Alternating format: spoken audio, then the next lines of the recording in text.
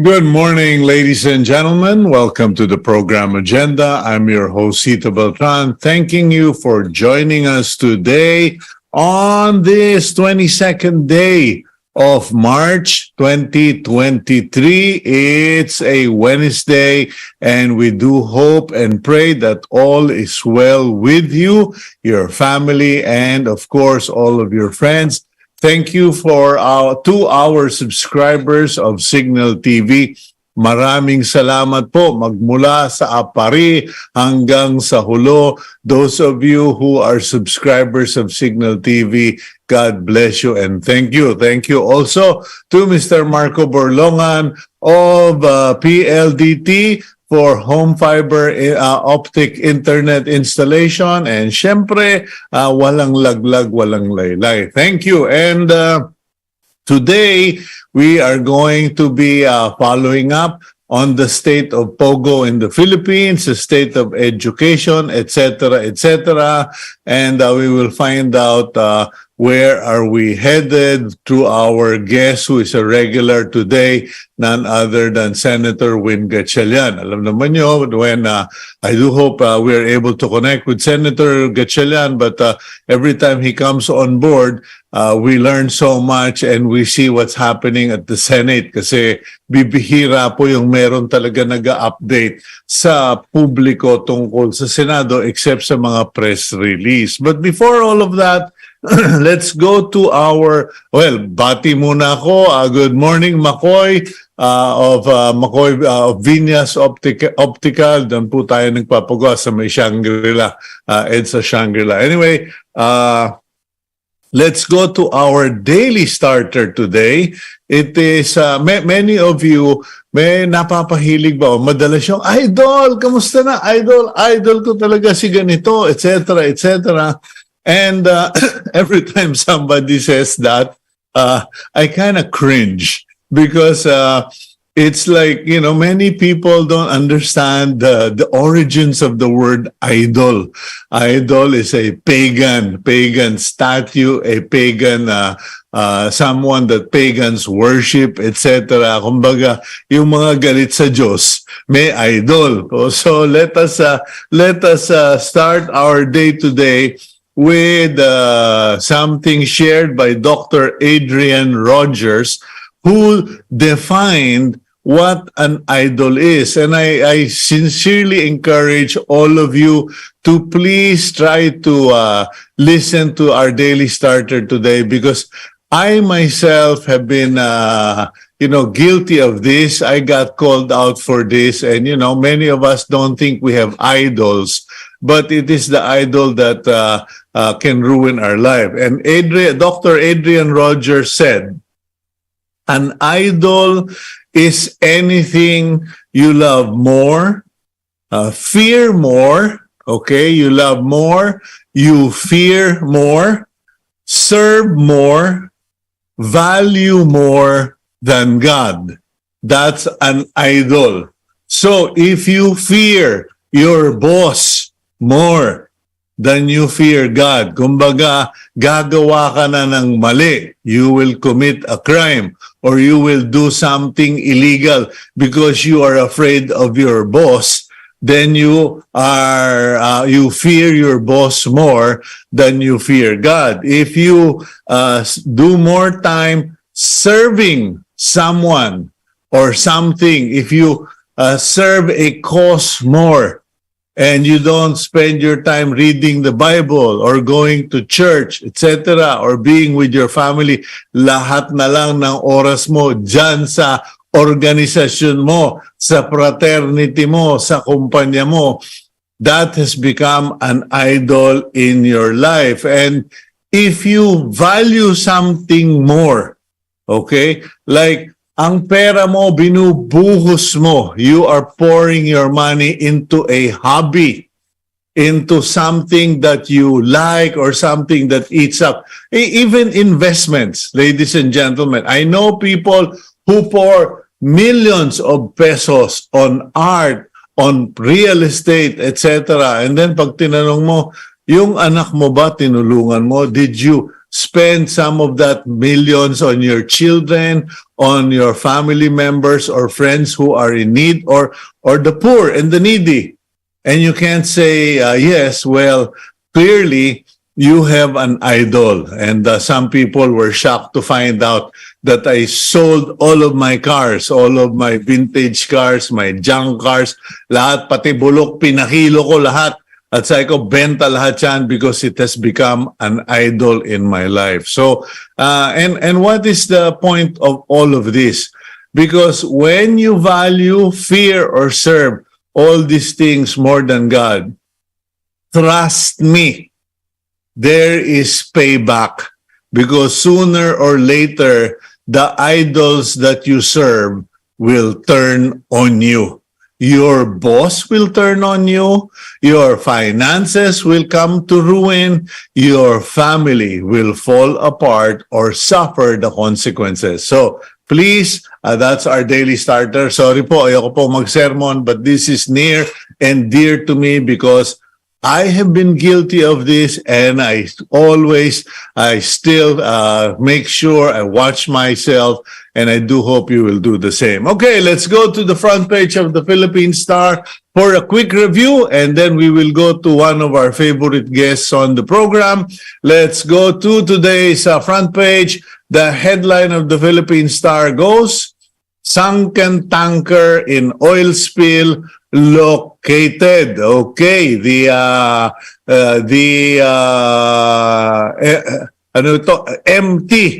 MT Princess Empress, okay, has been located off the coast of Oriental Mindoro, and it was taken by a remotely operated submersible of from Japan. Yan po, nakasulat naman, Focada Salvage and Marine Works Company. Yan po, the video or the photo was shared on the Facebook of Oriental Mindoro Governor Humerlito Dolor. So they have accurately pinpointed the location.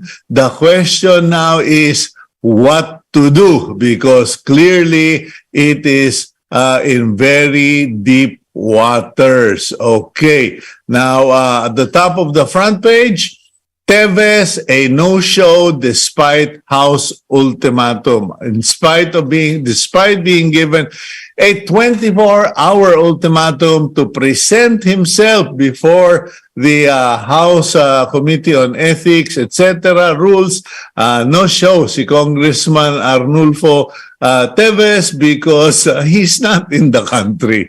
Okay, now photo to the left of the front page, Vice President Sara Duterte and Quezon City Mayor Joy Belmonte break ground for a housing project benefiting public school teachers and poor residents in Barangay Holy Spirit yesterday.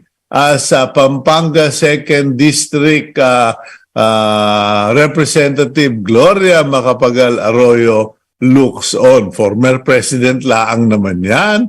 Okay? Ginawa nga, congresswoman lang no? Anyway, 85 peso per kilo sugar is economic sabotage. Selling sugar at 85 pesos a kilo is nothing less than large-scale agricultural smuggling and economic sabotage and is outrageous according to Senator Risa Ontiveros. Okay, so there you go. And then, wait a minute. Wait.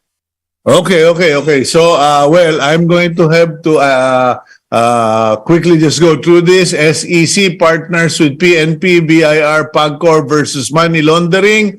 Red tagging journalists attacks continue in the Philippines. Pag-asa dry season starts. 400 million seized at NAIA.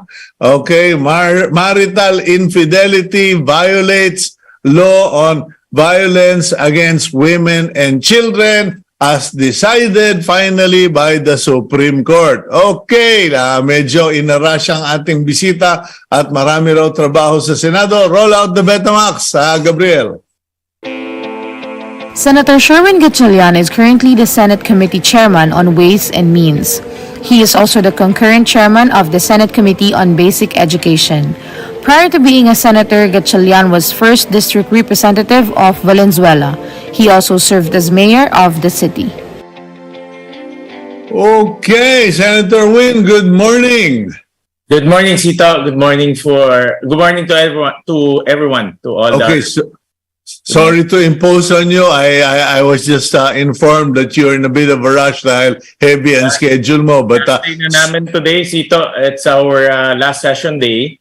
So we have a lot of things to rush today, and then we go on a month break for this. Okay. Pagtsagaan na natin yun. 15 hours lang naman yung session na yan. Makakapahinga ka na ng 30 days. But Senator, in all seriousness, the reason we reached out to you is because medyo na-apektuhan ako. I was affected, I was disturbed by a documentary that came out on Channel News Asia. And CNA is a prominent news group here in the region. And the documentary centered on Vietnamese, young Vietnamese people who were being recruited in the provinces of Vietnam, being brought to the center, to the city centers, and being trained in Mandarin, etc., promised lucrative jobs, and then brought in groups to the Philippines, where the featured report focus on a place, a POGO hub in Cavite, with references, I believe, to Coblandia, etc. And medyo nakakaalala and bothersome because iba na parang out in the open. They actually allowed the documentary group to film, etc. So parang what's your reaction to this? What do you know that we don't know, Senator? Because you're number one guy watching all of this and trying to put this house into order. Well, Cito, the basic element here is POGO is illegal in China, and those who are operating here in the Philippines is circumventing the law in China. And that's why the whole business model of POGO is unstable and also illegal for that matter. And actually, we reviewed the Chinese law that governs online gambling, and it's specified there that if you are caught working, investing, participating in online gaming such as POGO, you'll be put in jail. Now, that's the reason why it's here in the Philippines, to circumvent their laws. And that's also another reason why all of our biggest companies here, the Ayalas, the Mega Worlds, the JG Summits of our country are not in POGO. If POGO is as lucrative as what they say, how come all of these legitimate companies are not jumping into it? It's because of the business model is illegal. Now, that's one. That's the basic premise, the basic element. The second is we are attracting companies to come to the Philippines to create jobs, to create opportunities for our country. And if the business is importing jobs, then that defeats the purpose of attracting foreign direct investments to our country. What we want is hard investments to come to our country, capital expenditures, and those capital expenditures translate into jobs. But that's not happening as well. Even during the height of POGO, that is 2019, 80% of workers working in POGO are all foreigners. Again, it's not creating jobs for us. Yeah, Senator, wasn't that just a ploy, paraan lang, so that the national government could not say that Filipinos were involved, so that the Chinese government and the ambassador of China cannot say that, Filipinos are directly involved. They're the ones who are attracting our nationals to gamble. And the POGO operators are saying, no, mga Chinese yan, Vietnamese yan, walang Pilipino dyan. Yeah, totoo yun, no? But the basic here is the whole business model is illegal because it's illegal in another country. Imagine, Sito, if China allows e-sabong and attracts our locals to bet on e-sabong. E-sabong created a lot of havoc in our communities and families. As young as 8-year-olds can bet in e-sabong, and I've seen that with my own eyes, no, here in Valenzuela. That's why e-sabong was outlawed here in our country. So just imagine they allow it in China. That will create havoc also here in our country. So the whole business model of POGOs is illegal. That's why it's attracting the wrong personalities in the business of POGOs. But at the same time, it's also not creating the necessary jobs. One of the most important criteria in attracting investments to our country is to create jobs. And after creating jobs, you create value on those jobs. For example, teach them a new skill, teach them information technology, teach them modern 21st century skills. But that's also not happening in that business model. So what happened? Because to your credit, hindi mo pinabayaan. You didn't let go of this issue. You have been pushing hard for it.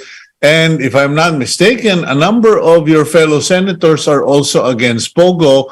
And the president, if I'm not mistaken, BBM, Bongbong Marcos, was already considering taking action.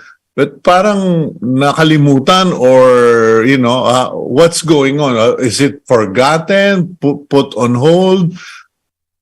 Well, Cito, to be frank about it, the POGOs are also, they're also spending here in the Philippines. I mean, they're also operating here in the Philippines. And they're trying to justify their existence here in the Philippines by saying that they're contributing to our economy, they're contributing revenues and taxes. But to be honest about it, when we looked at the data, because I have to justify it with facts and data, it's not significant enough to warrant their existence here in the Philippines. It's less than 1% of our economy. It's less than 1% of our collection, to be honest about it. So in other words, if they leave the country, we won't lose sleep because the cost, the social cost that POGO brings to our country is just so big, and it overshadows the taxes that they are paying or the benefits that they are claiming. I'll give you a very concrete example.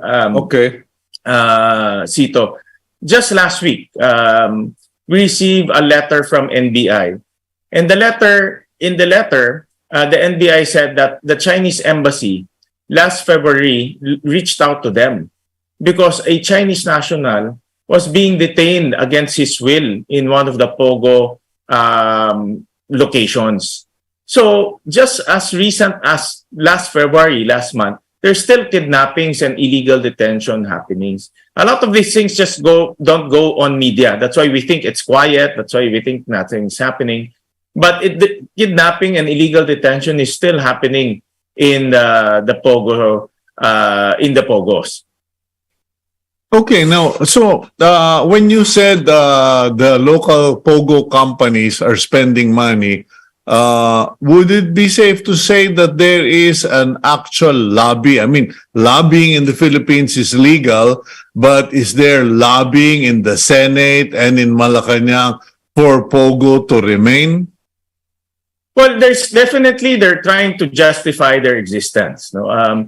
In one way or the other, whether through media, whether through personalities, they're trying to justify their existence. I'll give you a concrete example. Just go on social media and I saw a lot of pro-POGO posts in social media. And in fact, social media also, in the same social media post, ang daming demolition job. I've been demolished many, many times because of my stance against POGOs. So you can see in social media, they're spending money to convince people that POGO is good for the country. And they're also discrediting people like us, no, and some senators who are against POGO. So you can see that money is flowing in social media. So that's why Cito, this whole POGO, the basic findings that we found is basically POGO does not affect our economy negatively if they are going to be banned. It's so small vis-a-vis our economy that we're not going to be affected. In fact, what's happening right now because of the crime, a lot of investors and tourists are discouraged to come to our country. Yeah, what happened to that, it wasn't a deal, but it was suggested that if this POGO continues, the Philippines may not benefit from 2 million potential Chinese tourists that can come to the country. And at the end of the day, Senator, this is transnational crime. This has been a diplomatic protest at least twice. But why is Malacanang not yet acting on? Who's going to make the final call? Is it again the office of the president or the president himself, like President Duterte did with online sabong? Well, in the last statement of our president, he mentioned that he wants a good reason to ban it, meaning he's open to banning POGOs, but he needs to study it very carefully also and give him a good reason. That's why in a report that I will be submitting to the Senate, we itemized there what are the reasons why POGO should be banned in our country. And the basic premise here, Cito, is number one, it's not going to affect our economy. Let's not worry. Let's not lose sleep when POGO is banned in our country. And then number two, we will take care of the over 20,000 Filipino workers in POGO. The good thing is those Filipino workers are IT capable, meaning they are trained to work in information technology. So I'm very optimistic, even Dole is very optimistic, in terms of converting them to work in BPOs or IT-oriented companies. Okay, well, I know you're in a bit of a rush, so I'm going to jump to the next concern. I only found out about this this morning, that you had filed a cyber libel case against former Energy Secretary Alfonso Cusi. Is that correct? Yeah, yes, Cito. This stemmed from the privilege speech and the report that I submitted to the Senate on Malampaya, wherein I said in my report that Malampaya, the approval of Malampaya by Secretary Cusi violated basic laws in our country, PD 87, and its own department circular, DC 2007. In other words, in short, Secretary Cusi violated the law, violated its own circular in approving the sale of Chevron to Udena. And that led to a detrimental situation for our country and for us being electricity consumers. Well, as it turns, okay. So, what's the situation with that case? Are you going to pursue it to its end? Na-areglo ba? Are there parties who are trying to kind of remedy the situation? Because in some cases, people would say, "Then napikon lang si Senator Win." But some people are saying, no, he's not going to take this sitting down. Well, Cito, the case is ongoing right now. I filed the case. And being a public servant for 22 years, I've been called many, many things. I've been accused of many, many things. I've been called with ugly names. But that's part of working in government. That's part of public service. But you cannot discredit my credibility, and you cannot discredit my integrity, because it's one thing that I've been protecting for many, many years. And being a public servant for almost 23 years, I've never been charged with any wrongdoing or any corruption. So I've been very, very careful in my work, very diligent in my dealings. And I will not take it lightly if someone accuses me of integrity issues. In the, connected to that matter outside of the issue of the attack or the cyber libel, what about the Malampaya case itself? Because it was sold to Udena. Udena, if I'm not mistaken, pasensya na, hindi ko masyadong porte yan, was sold again, if I'm not mistaken.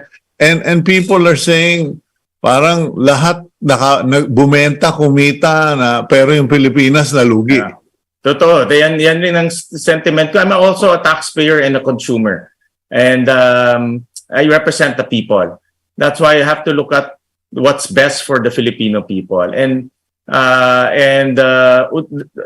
government approving the sale of Chevron to Udena is not the best for us because, number one, Udena doesn't have any technical capability and the financial wherewithal to run this type of business. Mm-hmm. Government should not have approved that. And that's why the Senate approved my committee report, or my chairman's report, and we filed the case in the Ombudsman. The Senate as an institution filed a case in the Ombudsman against Secretary Cusi, and the Ombudsman is now currently investigating that case we filed. What will happen to the whole deal? I mean, based on what I've heard and read, Udena does not have the capacity to refund or to whatever. Parang nabenta na nila yan eh. So as far as they're concerned, wash their hands na sila. How do you see this thing, coming out? Well, the basic premise here, Cito, is number one, we have to put those government officials, we have to hold those government officials accountable. This in particular case is Secretary Cusi and his cohorts. So we have to make them accountable, meaning they have to be answerable to the Filipino people. And it's and if the ombudsman finds that there's merit to the case that we filed, then he should be held accountable. Number two, if the case is found defective, then the whole deal collapses. Meaning that portion sold to Udena will also be voided. Mm-hmm. And now how to take over that portion is subject to discussion by the DOE and the government. Now we have to discuss that very carefully because it's an ongoing concern. And the DOE and government, meaning management, should discuss this very carefully on how to take it over if found defective and it's not to the best interest of the Filipino people. Okay, are you confident that Cusi and cohorts are all going to face charges and that they will all be found guilty? I'm very confident. In fact, the Senate will not approve that resolution to file a case in the Ombudsman if it didn't found any merit to that. Oh, so this is not just you as chairman of the committee. This is the entire Senate, backed by the Senate President. Correct. There's a corresponding resolution duly approved by the Senate as a body, and that resolution authorized the filing of the case and transmitting all the documents to the Ombudsman for its investigation. Okay, so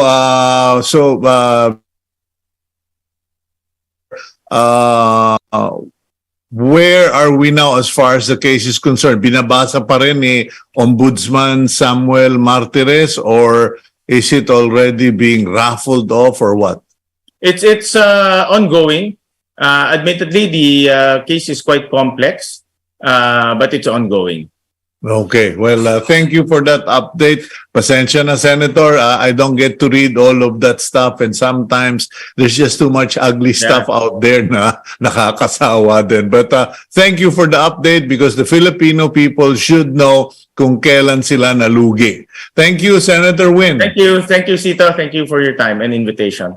Okay, that's Senator Win Gatchalian. Yan po, no?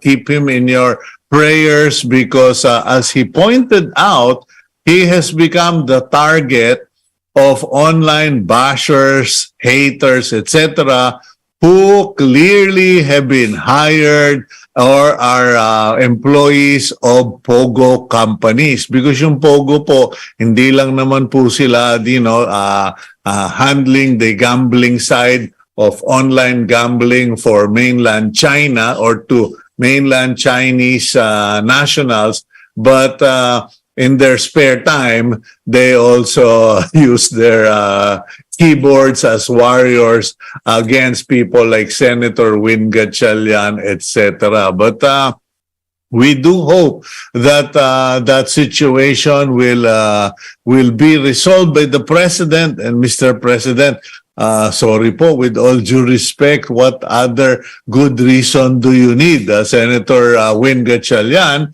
has already pointed out that it will not affect the Philippines economically if POGO is declared illegal in all 7,100 islands, because they don't contribute that much in terms of employment. They also don't contribute that much in terms of taxes. And the only ones who are making money, and sad, but these are the realities of business, are those who are leasing out buildings or renting facilities, etc., to the operator. So ayun po, no, we need to bear that in mind. But Mr. President, and to the advisors of the President, more importantly, one of the biggest concern is that this is criminal activity that is taking place in the Philippines, okay, intended targeting Chinese nationals in mainland China. So, and then it is a criminal activity that is recruiting clueless young nationals of Thailand,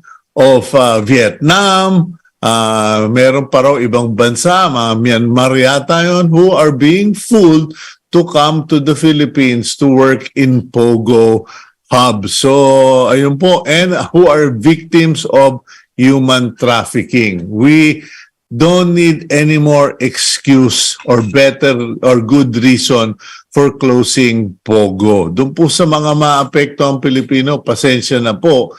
Sabi nga, huwag niyong gawing idol yung POGO dahil yan, criminal activity yan. Okay, we'll go for a quick break.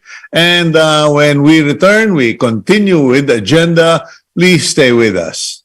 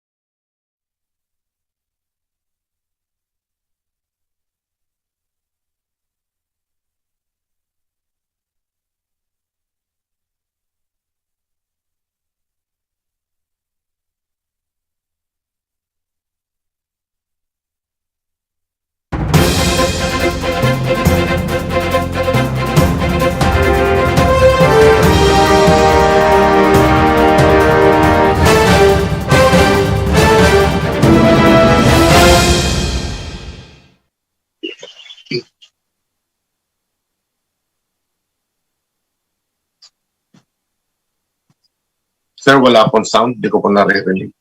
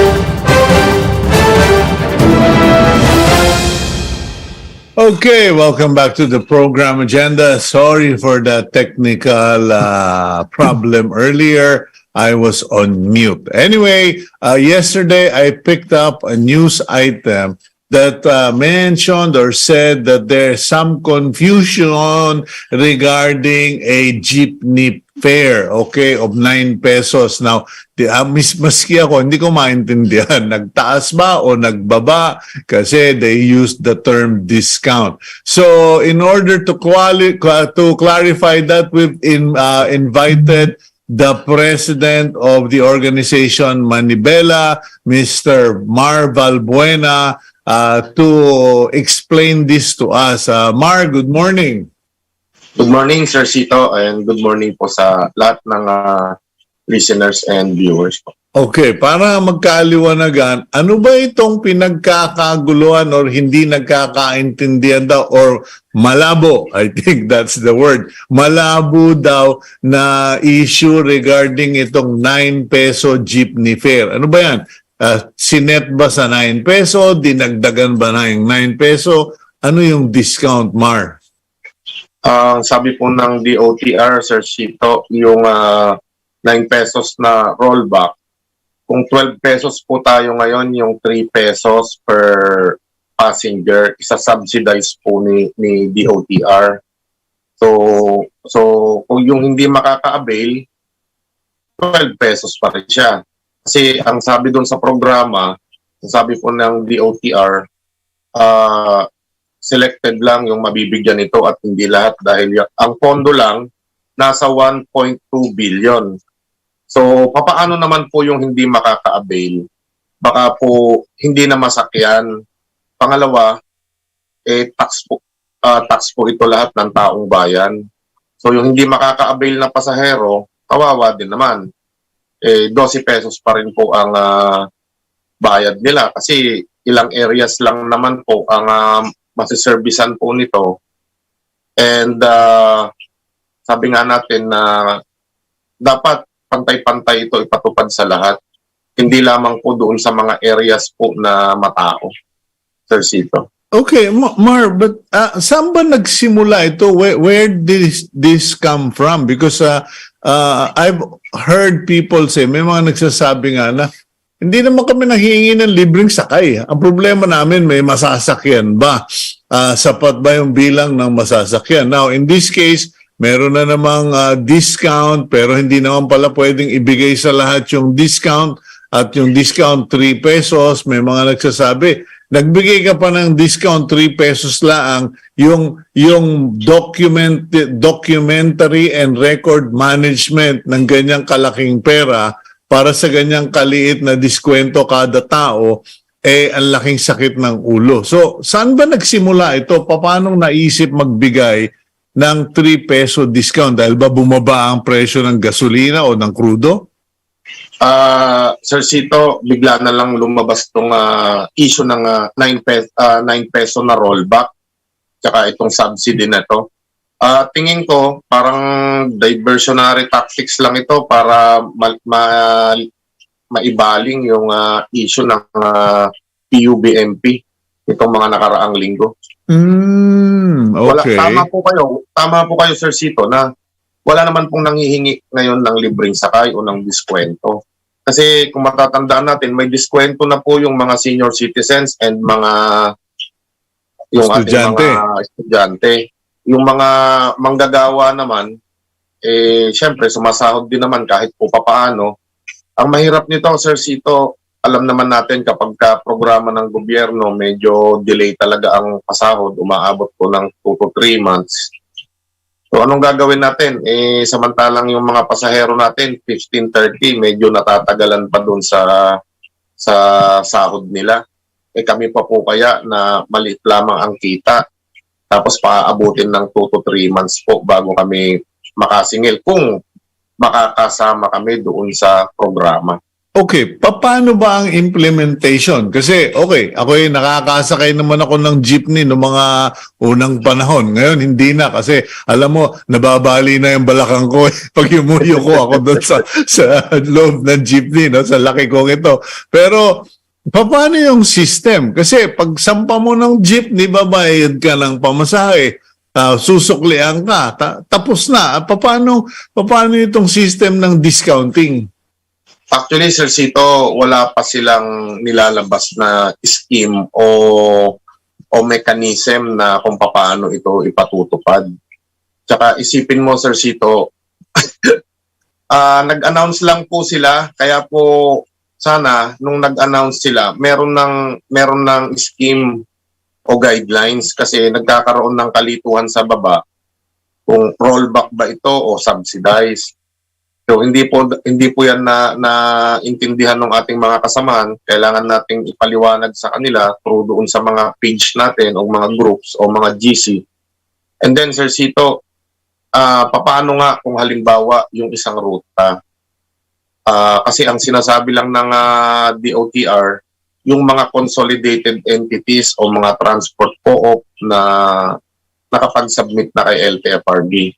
So kung may isang ruta, Sir Cito, na 2-3 grupo, yung isa lang ang nakasama doon sa subsidy, magkakaroon po ng gulo. Kasi saan ngayon sasakay yung mga pasahero? Siyempre, doon lang sa mayroong discount. Yung 2 grupo, isang grupo pa na hindi po nakasama, siyempre 12 pesos pa rin yun. Magkakaroon na naman po ng gulo doon, Sir Cito. Or paano malalaman nung pasahero kung yung jeepney o UB Express na sasakyan may diskwento? Ayun, yun yung sinasabi ko lagi na nauuna yung bibig sa gawa. Kasi nag-announce sila, wala pa palang program, system at saka process kung paano mag-uumpisa at paano ipapatupad on the ground. So, anong nangyayari sa mga pasahero ninyo? Naghahanap ba ng rollback o ng diskwento? Actually, Sir Cito, sa ngayon, wala naman pong ganon na kumbaga naiintindihan pa rin ng mga mahal nating mga mananakay yung flight ng ating mga drivers at operators. Kaya nga sana yung 1.2 billion, malaki-laking pera na to, sana ilaan po doon sa programa na talagang makakabuti na medyo pangmatagalan. Katulad yan, may problema tayo sa pag-modernize. Baka po maihanap diyan ng ibang programa na mas makakatulong. O kaya, ibigay na lamang pong fuel subsidy sa ating mga drivers kasi mas makakabuti po na ikarga na lang sa gasolina para medyo bumaba po ang dinadalang gastusin ng ating mga drivers. Kasi Sir Cito, ano ba talaga yung tinutulungan ng DOTR? Ang transport po ba o yung mga mananakay? Kasi sa side po ng mga drivers at operators, pasakit po ito kung delay na naman yung subsidy na matatanggap at kung may matatanggap pa. Okay, now so klaro na may anunsyo pero wala namang binigay na proseso at hindi lahat makakatanggap at limited din. Anong nagiging epekto, what are the after effects when government announces itong mga discount, itong mga fuel subsidy, etc., itong mga libreng sakay, and then after 6 months, biglang, sorry, wala nang pera eh. Ano nagiging resulta sa mga mananakay at sa mga driver? Kasi siguro naman parang nasasanay sila, uy, masarap ang buhay, biglang nawala. Opo, Sir Cito, siyempre sa amin po, mabigat po yan. Dalawang bagay eh. Yung makaka-avail ng subsidy, medyo delay po yung kita. Yung hindi po makaka-avail, baka hindi na po masakyan. Kung masakyan man po, madalang. Sa ating pong mga pasahero, sa mga mananakay, siyempre po kalituhan yan kapag hindi po lahat may diskwento. Kasi siyempre ang mindset po ng ating mga mananakay kahit papaano, yung sasakyan po nila, lahat po may discount. So makikipagtalo po ngayon yung ating pasahero at saka po yung driver. Ang sabi ng gobyerno may discount. Bakit hindi kayo nagbibigay ng discount? Sasabihin naman po ng ating driver, pili lang po. Hindi po lahat na mabibigyan. So doon pa lang po may konting gulo na sa ground. Paano kung pare-parehas po itong pagod? Mainit ang ulo, Sir Cito, sa pagod. Pero ang tanong ko, Mark, nakakatulong ba? Kasi may mga nagsasabi, para ka lang nagbibigay ng droga sa adik eh. Hanggat binibigyan mo ng imbis na natututo silang maging self-reliant, matuto silang masanay sa ganitong sistema, pasok ng pasok itong mga subsidy, itong mga discount, na sabi mo nga, parang mukhang diversion o panlanse o panglito. Tama kayo, Sir Cito, no? Sa ngayon, hindi ito nakakatulong. Personally, sa aking pag-assess, parang magsasayang lang tayo ng pondo ng taong bayan na sa isang iglap, sa loob ng 6 na buwan, maglalaho lang yung 1.2 billion. Okay, now ano ang suggestions ninyo? Matanong ko lang. Nagkasubukan 2 weeks ago, mabuti na agapan yung Welgang Bayan o yung jeepney strike, etc. Sabi, no one will be left behind. Lahat makakabili nitong mga sasakyan. Natatawa ka na. Nagtatanong pa lang ako, natatawa ka na eh. Ano ba yun? Puro ba press release lang yun? Mukha pong ganun, Sir Cito. Makikita po natin yan itong mga susunod po na linggo kung yung mga press release po nila tutuparin po nila. Kasi ano ba yung pinangako, Mark? Kasi para at least mababantayan rin namin sa media at ng mga manonood, ano ba yung pinagkasundoan ninyo na naging dahilan para hindi na ituloy yung jeepney strike? At sabi ni President Bongbong Marcos, mukhang meron naman kami, mukhang nagkaintindihan naman at mukhang may mangyayari. Ano ba yung napagkasundoan? Sir Cito, kasi ang sabi ng ating Pangulo, walang phase out. Basta roadworthy pa yung mga sasakyan. Siyempre kahit po ako, siguro may lifespan din po talaga yung ating mga sasakyan, lalo na kapag hindi na well-maintained. So agree naman po ako doon. At ang isa pang pag-usapan, na-discuss, yung dapat hindi pilitin yung ating mga kasamahan na mag-consolidate.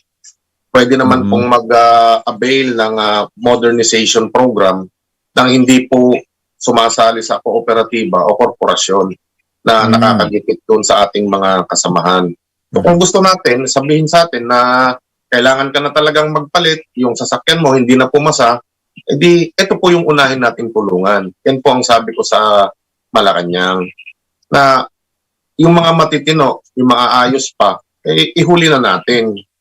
Hayaan nating unti-unting umusad yung pagbabago, hindi biglaan. At ang tanong ko po sa kanila, sige, kung papayag po kaming mag-modernize ngayong araw na to, ngayong taon, may budget po ba tayo? Okay, ano sagot? Sir Cito, kung lahat po yan, imo-modernize natin, 3 trilyon ang kailangan para ma-modernize lahat itong ating units. And it takes time para makagawa po ng mga bagong units. Sandali, Kaya- 3 trilyon, Mar. Sinong gumawa ng study na yon? Kasi iba yung nahuhula tayo o may batayan. May batayan po tayo doon sa bilang po ng mga jeepneys na papalitan, Sir Cito, and mga UB Express. So kung bibilangin mo po yung ating sasakyan, i-compute mo, nasa more or less 300,000 na units, Sir Cito. Sa buong Time Pilipinas. Sa buong Pilipinas, tapos i-multiply mo sa 2.8 million. Bakit? Sandali. Hindi ba ang usapan, ang pagsisimulan, Metro Manila lang, hindi pa naman sinabing nationwide o sinabi nationwide? Ito nga po yung hamon natin, Sir Cito. Minamadali nyo kami doon sa mga proseso, sa mga requirements, saka doon sa mga memorandum circulars. Gusto nyo tapusin na kami hanggang June 30. So kung pagdating po ba ng June 30, meron na po ba silang ipapalit doon sa mga units po natin? Yun po yung tanong ko sa kanila, at kung may budget ba. Sa ngayon nga po, ngayong taon, wala pong nakalaan na budget para doon sa modernization program. Okay. Pero, okay, so pumayag kayo na kung alin yung roadworthy, yun, pababayaang tumakbo, yung hindi roadworthy, tatabi. Pero, Mar, pag hinigpitan kayo ng mga, private emission testing centers, kung matatandaan mo, nang nilaunch ang mga yan, sabi 72-point inspection. Baka hindi pumasa ng 10 yung mga jeepney natin na walang seatbelt, walang mga taillight, etc. Pag pinaghigpitan naman kayo, tinabla din kayo. Ganun po ang mangyayari, Sir Cito. Kung kung lahat ng sasakyan hindi papasa, taig pa namin yung nag-strike. Di po ba? Kung hindi na kami pabibiyahin lahat at hindi kami tutulungan ng gobyerno, magandang points po sana itong 1.2 billion. Ilaan po doon sa mga kababayan natin sa transport na talagang hirap po talaga sa biyahe ngayon. Alam naman natin na serbisyo publiko ito, pero may kaakibat din po itong gastusin, Sir Cito. Malaking punto po na yung 1.2 billion ilaan doon sa mga jeepney drivers, operators po na ipaayos yung kanilang mga sasakyan. Kasi, Sir Cito, never natin natanong ng gobyerno, kumusta ba yung ating mga jeepney drivers, operators? Hindi po sana parating enforcement lamang. Baka kasi kahit paulit-ulit mong hulihin yan, paulit-ulit mong higpitan, baka eksakto lamang po sa ngayon na pantawid po para sa pamilya nila yung kinikita. At saka nagsimula po itong mga jeepney na ito, Sir Cito, na hindi po tinulungan ng ating gobyerno, na sila po yung nagkusa na mamasada, kumuha nitong hanap buhay at makatulong po sa ating mga mananakay. Pero matanong ko, Mar, bago tayo magtapos, kasi may isang bagay na hindi pinapag-usapan the people don't talk about this elephant in the room. Sabi nga nila yung mga Inglesero, no? Alam ko yung jeepney driver nagbabayad ng boundary sa operator. Yung taxi driver nagbabayad ng boundary sa operator. Pero may pangalawang boundary May pangalawang boundary yung binabayaran ninyo doon sa mga walang yang mga nangungutong.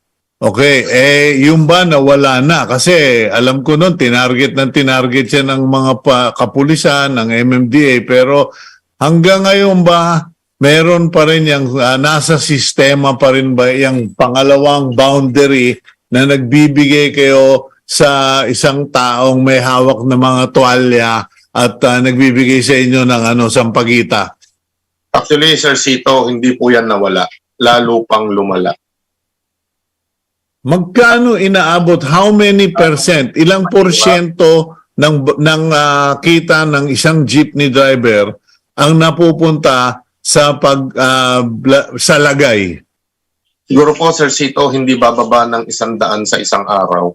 Kasi hindi lamang naman po iisang grupo yan na nangungotong. Iba-iba po yan eh.